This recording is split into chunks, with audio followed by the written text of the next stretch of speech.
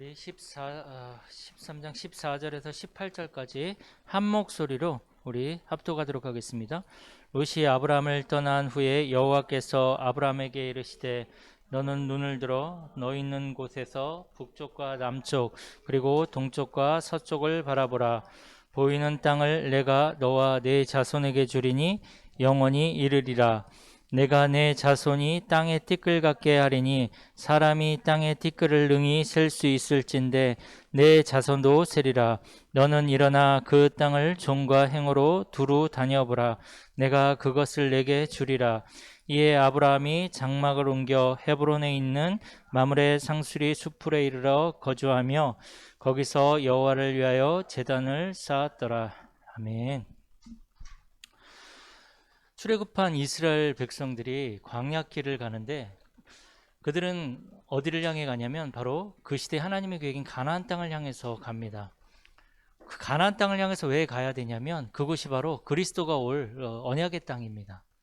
그래서 그 시대의 세계복음화는 또 그 시대 하나님의 계획은 바로 가나안 땅입니다. 그런데 그 가나안 땅을 가기 위해서는 광야를 통과해야 되죠. 그래서 하나님은 그 광야를 통과하기 위해서 이스라엘 백성들에게 영적인 시스템을 주셨습니다. 어떤 사람이 생각하는 그런 시스템이 아니라 영적인 시스템입니다. 우리도 이 인생길을 우리가 걸어가야 되고 또 하나님의 이 시대 계획인 세계복음화와 237을 치유, 서밋을 향해서 갈 때에 하나님이 우리에게 주시는 그 영적인 시스템이 반드시 필요합니다. 이거 없으면 아무리 똑똑하고 성공했다 할지라도 광야에서 다 죽는 것입니다. 그게 바로 이스라엘이 1세대들이 그렇게 되어졌죠. 이스라엘 백성들이 광야길을 갈 때 하나님이 그들에게 주신 시스템이 뭡니까? 그들에게 매일 하루에 아침 저녁으로 상번제를 드리라 말씀하셨습니다. 그리고 안식일 날 번제를 드려라. 안식일 번제. 그때는 2배로 드리죠. 그리고 한 달에 한 번 월삭, 한 달에 한 번 또 제사를 지내고 번제를 드리고 그리고 1년의 세절기를 지키면서 그때도 번제를 드립니다. 그리고 50년마다 한 번씩 희년이 돌아오는데 그때에는 모든 죄인들을 용서하고 또 빚을 진 사람들의 빚을 탕감해주고 그리고 그때에 이제 모든 사람들이 또 즐거워하고 기뻐했지요. 이게 하나님께서 이스라엘 백성들에게 주신 광야 시스템이요. 또 가나안을 정복한 이후에 이스라엘 백성들이 전 세계를 정복할 시스템으로 하나님이 주신 것입니다. 그러면서 그 번제를, 그 시스템을 유지할 수 있는, 지속할 수 있는 것을 주셨는데 그게 뭐냐면 성막입니다. 그래서 이스라엘 백성들은 언제든지 성막 중심으로 살았고 성막에 나와서 번제를 통해서 자기의 죄를 해결받고 그 성막에서 하나님의 음성, 하나님의 말씀을 듣고 거기에서 하나님이 주신 답과 힘을 얻어가지고 이스라엘 백성들이 자기의 장막으로 들어와서 살아간 것입니다. 우리도 언제든지 그렇죠. 교회에 와서 예수 그리스도 이름으로 우리가 죄사함을 받았다는 사실을 알고 그 주님을 찬양하면서 우리가 하나님의 음성, 말씀을 우리가 듣는 것입니다. 그리고 그것을 가지고 우리가 나중에 맨 마지막에 축도하잖아요. 그건 뭐죠? 파송하는 것입니다. 현장으로. 그러니까 그때나 지금이나 똑같습니다. 이스라엘 백성들에게 이 시스템을 가지고 사실은 가나안 땅을 정복하고 더 나아가 이제 세계를 정복하는 시스템을 주신 것입니다. 그래서 이 시대에 정말로 이 복음을 가지고 하나님의 이 시대 계획인 237 나라 5천 종족 또 렘넌트 서밋 살릴 우리는요 나의 영적 시스템을 반드시 세워야 됩니다. 물론 이거 없이도 잘 살 수 있습니다. 이거 없이도 성공할 수 있습니다. 그러나 하나님하고는 상관이 없습니다. 내가 하고 있는 일이, 내가 하고 있는 업이 하나님과 상관이 있어야 되고 또 하나님의 시대적인 계획 속으로 들어가기 위해서는 반드시 나의 영적 시스템을 세우고 나의 업이, 나의 일이 세계복음화의 몫을 감당하도록 우리가 해야 되는 것입니다. 하나님은 분명히 아브라함에게도 오늘 창세기 12장 1절에 보면 내가 내게 보여줄 땅으로 가라고 말씀을 하시죠. 그러면서 너로 큰 민족을 이루고 땅의 모든 족속이 너로 말미암아 복을 얻게 할 것이다라는 그 하나님의 계획을 아브라함에게 알려주십니다. 하나님이 왜 우리를 불러주셨습니까? 우리에게 주신 몫이 있습니다. 우리가 감당해야 될 몫이 있고 우리가 정복해야 될 현장이 있습니다. 가야 할 땅이 있는 거죠. 우리가 구원을 받았지만 그러나 이 시대의 하나님의 계획인 세계복음화를 위해서 하나님이 나에게 감당해야 될 몫을 주셨고 또 정복해야 될 현장을 주셨는데 그것 때문에 우리가 영적 시스템을 세우는 것입니다. 그것 때문에. 그래서 우리는 그 언약을 붙잡고 여정을 가는 거죠. 우리는 그래서 전도자의 삶을 살아가는 것입니다.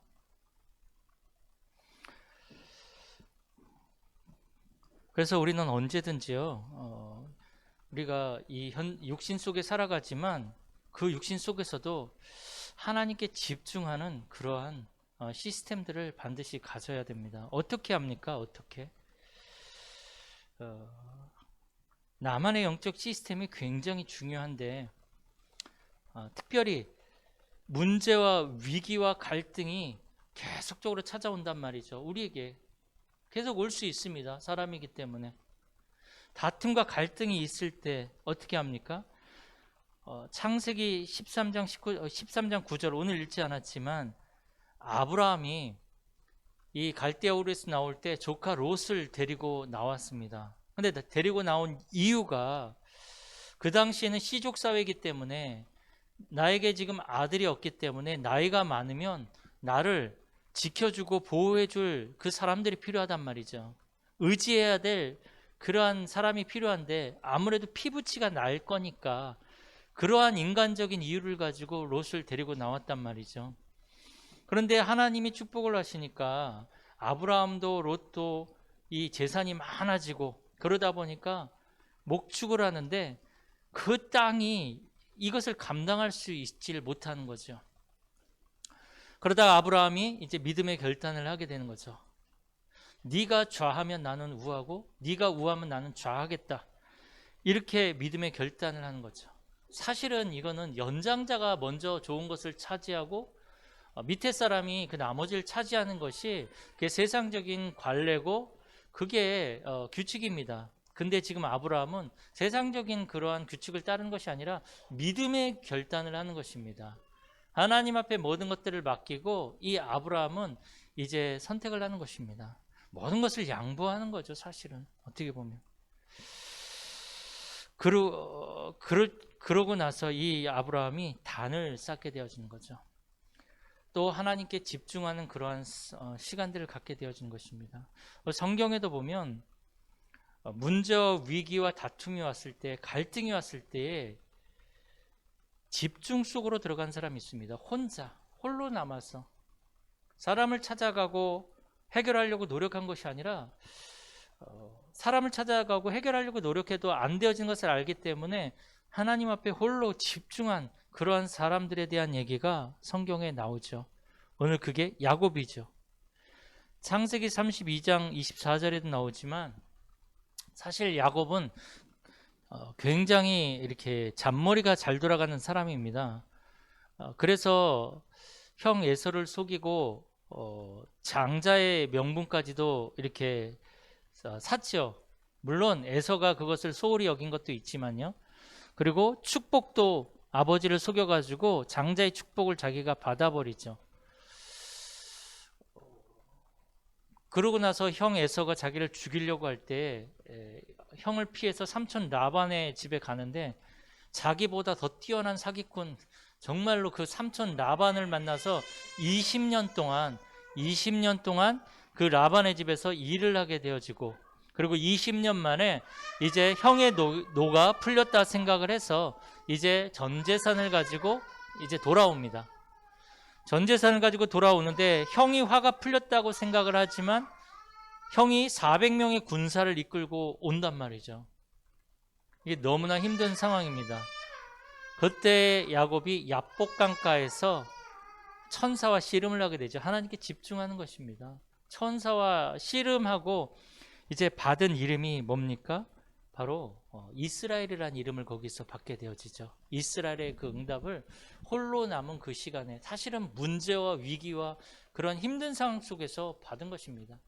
우리에게 문제와 위기가 왔다면 하나님 앞에 홀로 남는 시간이고, 그 시간이 집중의 시간이고, 하나님이 응답하는, 하나님이 새롭게 시작하시는 중요한 전환점이 될 수 있다는 것을 우리는 분명히 붙잡아야 되는 것입니다.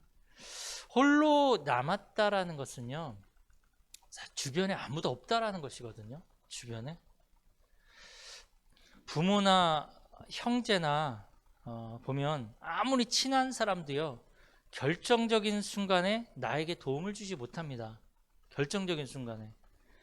이 말은 사람을 믿지 말고 멀리하라는 그런 말이 아니고요, 나 혼자만의 시간이 필요하단 말입니다. 오히려 사람들이 나에게 방해가 되어집니다. 하나님의 응답을 받는 데 있어서. 야곱은 이 문제 속에서 깊은 기도의 비밀 가운데로 들어간 것입니다. 우리도 우리의 생을 바꿀 만한 그 이스라엘의 축복을 하나님이 주실 것인데, 그러기 위해서 우리가 지금 40일 집중 기도를 하잖아요. 깊은 시간을 가지셔야 됩니다. 엘리야 같은 경우에는 갈멜산에서 850명의 바알 아세라 선지자들과 이제 영적 싸움을 벌이고 850명의 바알과 아세라 선지자들을 갈멜산에서 다 쳐서 죽이게 되어지죠. 그러다가 그 이세벨 여왕이 이 엘리야를 죽이려고 할 때 엘리야는 도망을 하게 되어지죠. 도망을 하게 되어집니다. 그리고 로뎀나무 아래서 지치고 힘들고 무서워서 거기서 죽기를 바랍니다. 우리 사람이 그럴 수 있잖아요. 많은 것을 우리가 성공해놓고도 굉장히 이렇게 지치고 외롭고 힘든 순간들이 찾아옵니다. 그 순간에 하나님은 이 엘리야에게 떡과 물을 주셔서 힘을 얻게 하신 후에 40주야를 달리게 하셔서 하나님의 산 호렙에 이르게 하시죠. 거기서 엘리야가 집중의 시간을 갖습니다. 희미한 가운데 하나님이 음성을 들려주시면서 그 집중의 시간 가운데 엘리야가 보지 못한, 엘리야가 알지 못하던 하나님의 계획을 발견하게 됩니다. 자기는 이스라엘 이 나라에서 나만 혼자 남았다고 생각을 했는데, 그 집중의 시간을 통해서 뭐가 보여집니까? 하나님의 계획이 보여지는데, 너 말고 바알에게 입맞추지 않은 7,000명의 제자가 있다. 그리고 너를 대신할 엘리사라는 제자를 찾아 세워라. 그리고 네가 저렇게 무서워하는 저 왕을 내가 예후로 바꿀 것이다. 이 하나님의 계획을 엘리야가 그 집중의 시간을 통해서 발견하게 되어집니다. 그냥 이 엘리야도 그냥 잘 먹고 잘 살 수 있습니다. 그 안에서. 근데 그게 아니고 엘리야에게 감당해야 될 몫과 정복해야 될 현장이 있기에 이 영적인 집중의 시간을 통해서 그것을 발견하는 것입니다. 바울도 마찬가지죠. 바울도 로마 시민권자요, 바리새인 중에 바리새인이고 종교 지도자고 베냐민 지파입니다. 성경에 대해서 모르는 것이 없을 만큼 뛰어난 사람이고, 그 당시에 최고 지도자인 가말리엘 라는 그러한 랍비의 제자입니다. 이 사람이 그 이스라엘의 3대 랍비 중에 한 명이거든요. 그런데 바울이 그리스도와 하나님의 나라를 모르니까 핍박자가 되어져 버립니다. 그리스도 놓쳐버리면 우리도 그럴 수 있습니다. 그런데 보니까 사도행전 9장 15절에 보면 이 바울이 다메섹이라는 지역을 지날 때 거기에서 그리스도를 만나죠.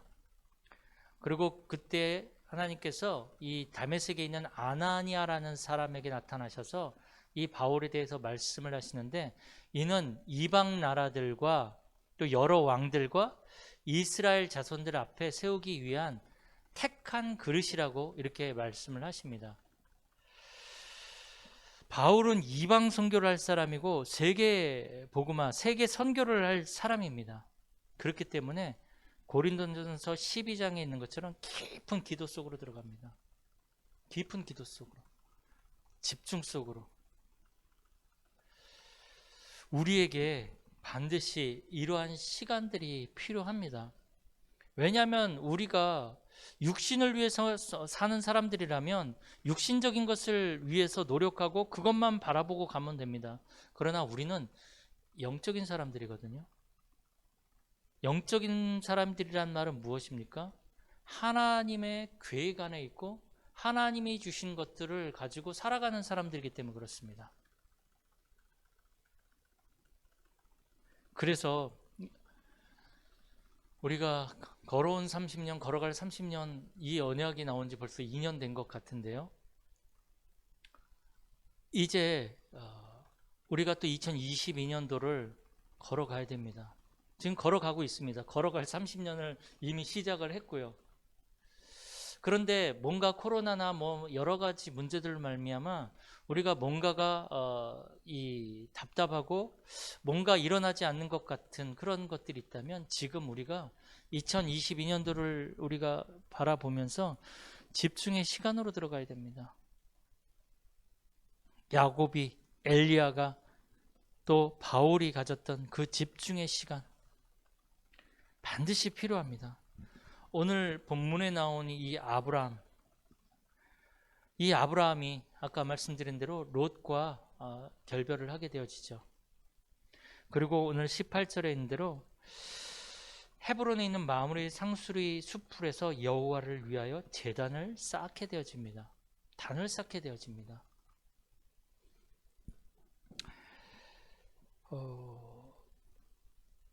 이게 아브라함이 세운 영적 시스템이죠. 영적 시스템.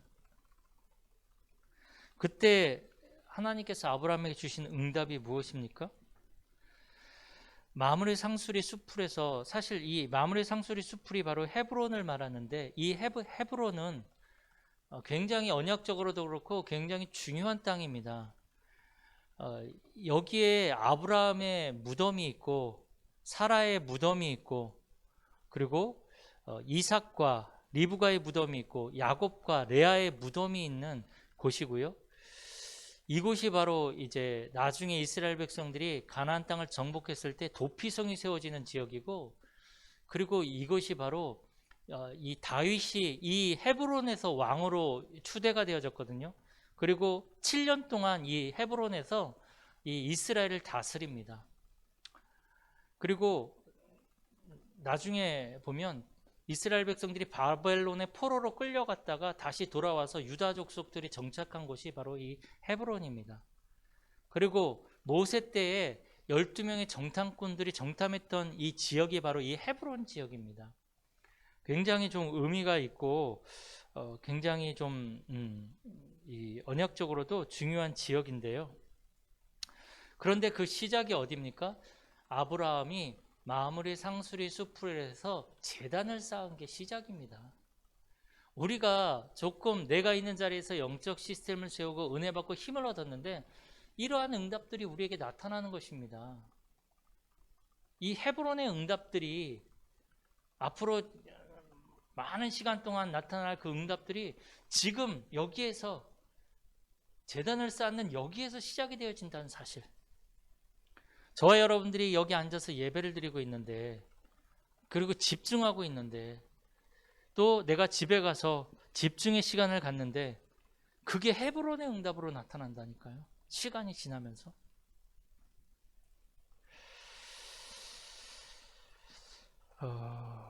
그러면서 오늘 14절 17절 보면 뭐라고 말씀을 하고 있냐면, 하나님께서 아브라함에게 너는 눈을 들어 너 있는 곳에서 북쪽과 남쪽 그리고 동쪽과 서쪽을 바라보라. 그리고 17절에는 너는 일어나 그 땅을 종과 행으로 두루 다녀보라. 내가 그것을 내게 주리라. 이렇게 말씀을 하고 있죠. 보이는 것을 다 내게 줄 것이다. 밟는 땅을 다 줄 것이다. 그러면 어떻게 해야 됩니까? 봐야 되겠죠. 봐야지만 우리가 그걸 얻을 수 있으니까.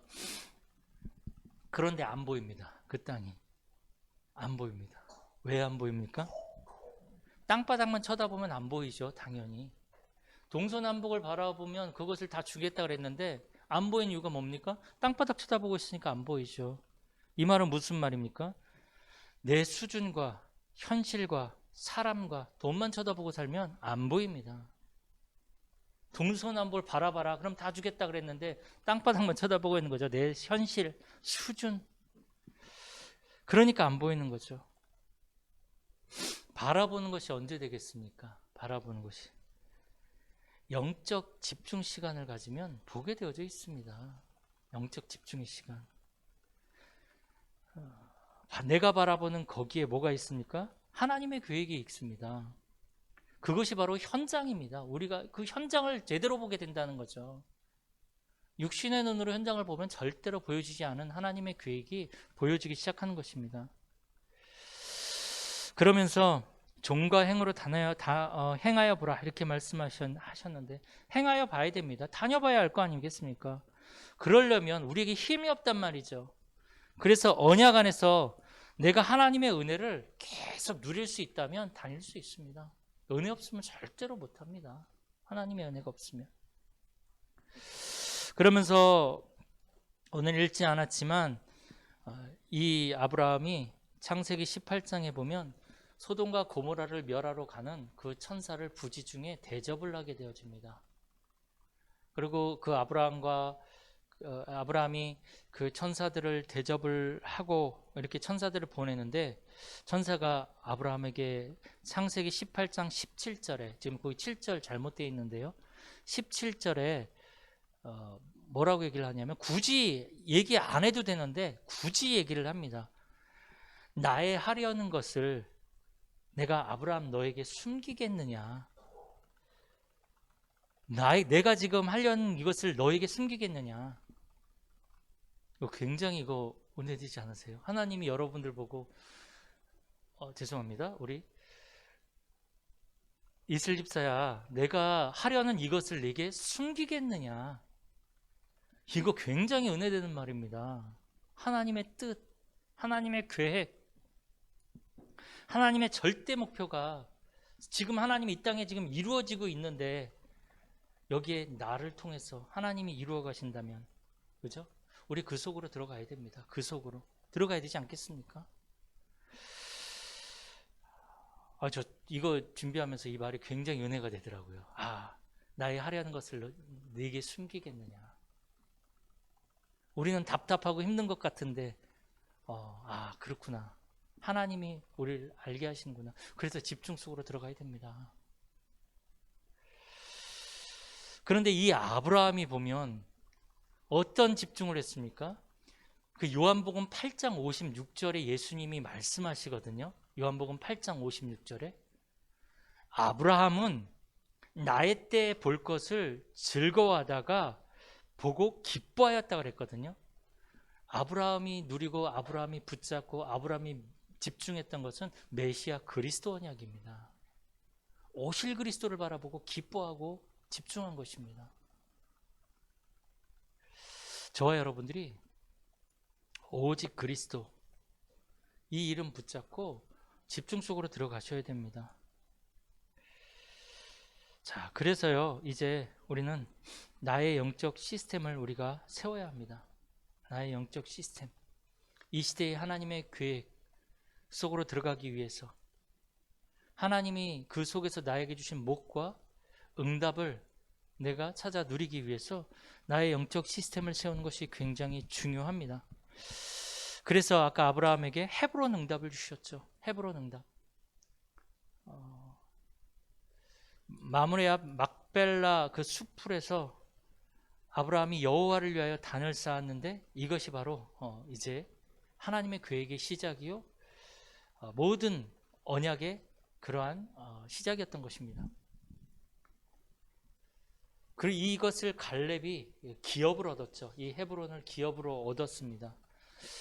그리고 하나님이 이스라엘 백성들에게, 광야길을 간 이스라엘 백성들에게 주신 영적 시스템이 세절기인데, 아까 말씀드린 것처럼 그 세절기 첫 번째 뭡니까? 유월절이죠.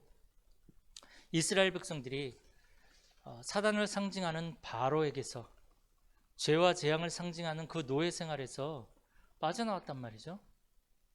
언제 빠져나왔습니까? 유월절 어린 양이 피 바르는 날, 거기에서 애굽에서 바로의 손에서 죄와 재앙의 그 속에서 빠져나왔습니다. 그것을 보고 우리는 유월절이라고 하고 구원이라고 합니다.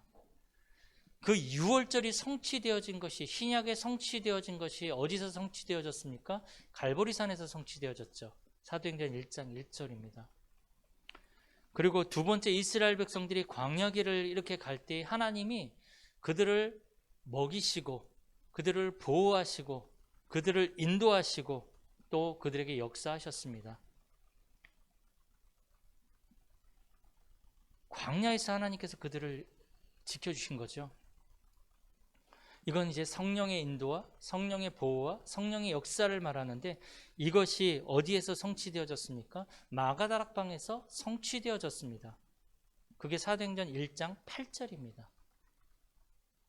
이것을 사실 우리는 맥추절로 지키고 있는 거죠. 맥추절. 그리고 세 번째 주신 시스템이 뭡니까? 수장절이죠. 이건 뭡니까? 하나님이, 이게 수장절이라는 의미는 이제 거두어 들여서 저장한다라는 그런 의미가 있는데요. 광야에서 하나님이 주신 은혜와 증거를 가지고 가나안 땅을 정복하는 것을 말합니다. 보좌의 배경으로 미래를 정복하고 현장을 정복하고 가나안 정복을 하는 것을 보고 우리는 수장절이라고 하는 거죠.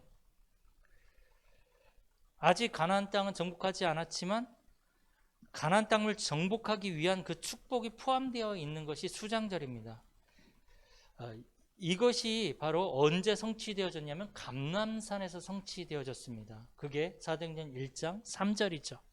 이거를 우리가 추수감사절로 지키는 것입니다. 우리가 정복할 현장을 바라보면서, 그 하나님이 이미 주신 거거든요.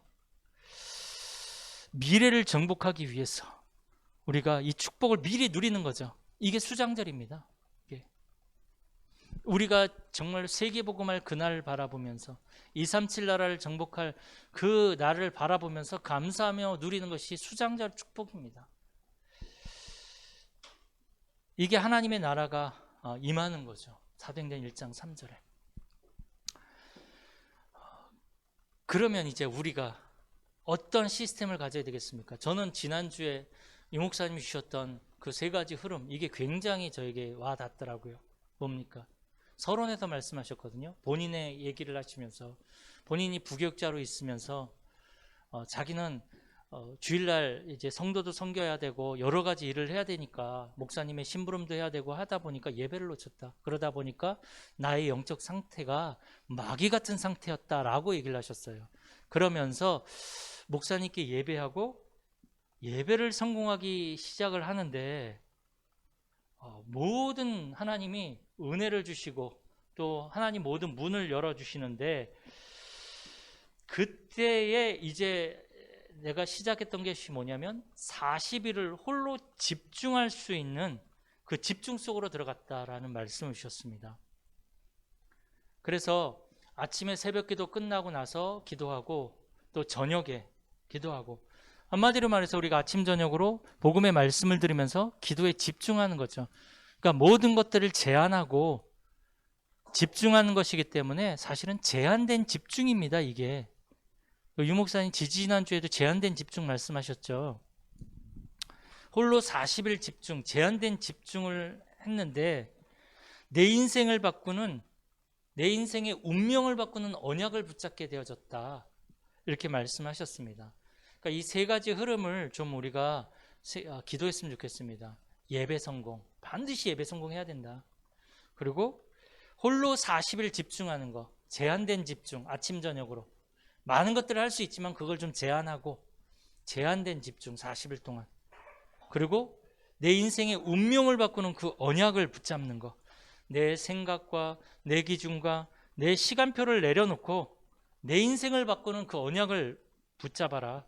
하나님을 향해 집중해라.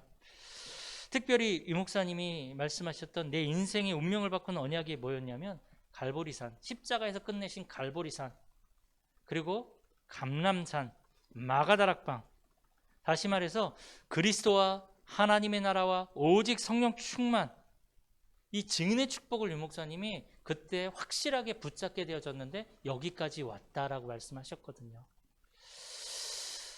결론적으로 하나님은 분명히 시대 때마다 영적 시스템을, 그 시대를 하나님의 계획을 이루기 위한 영적 시스템을 하나님이 주셨습니다. 근본적인 그리스도와 하나님의 나라와 성령 충만은 변하지 않습니다. 그러나 우리가 좀 하나님께 집중할 수 있도록 그 속으로 들어가기 위해서 하나님이 주신 그런 부분들을 찾아내야 되는데, 특별히 저는 이 예배 성공과 홀로 40일 제한된 집중과 그리고 그 속에서 말씀을 들으면서 내 운명을 바꾸는 그 언약이 나에게 확실하게 붙잡혀지는 이 흐름을 좀 확실하게 붙잡았으면 좋겠다. 좀 그 응답을 받았으면 좋겠습니다. 그러면서 지금 우리가 40일 지금 하고 있잖아요. 이 속에서 어쨌든 간에 우리가 2022년도 달려갈 그 힘을 얻고 답을 얻고 응답을 확실히 받고 2022년도를 우리가 확신을 가지고 시작하고 도전했으면 좋겠습니다. 그래서 우리가 이걸 좀 준비하다가 우리 원단 메시지에서 정확하게 또 우리가 언약을 붙잡고 2022년도를 시작하는 우리 모든 성도님들이 되어지길 축복합니다. 살아계신 하나님 감사를 드립니다.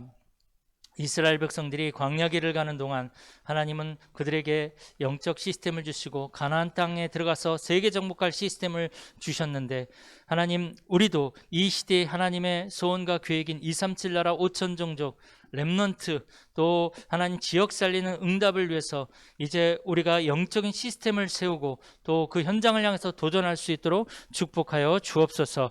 정말 우리가 예배에 성공하고 홀로 40일 제한된 집중 속에서 나의 운명을 바꾸는 그 언약을 우리가 확실하게 붙잡는 한 주간이 되게 하여 주옵소서. 주 예수 그리스도의 이름으로 기도드립니다. 아멘.